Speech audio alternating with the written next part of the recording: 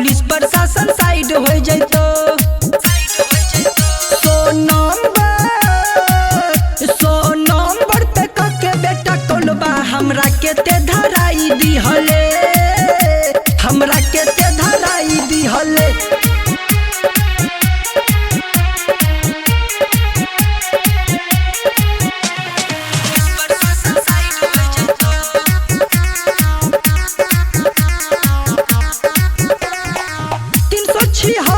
के धारा लगल जिंदगी नाश गई, घर परिवार से हमार नाता टूट गई।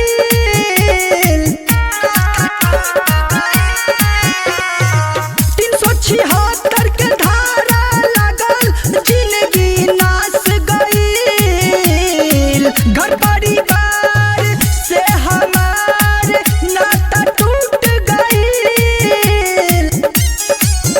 अरे पुलिस करे आइल गिरफ्तारी, अब हम कहाँ जाई, अब हम कहाँ जाई। बेटा मारब करे जबा में गोली, पुलिस प्रशासन साइड हो जाइतो, पुलिस प्रशासन साइड हो जाइतो।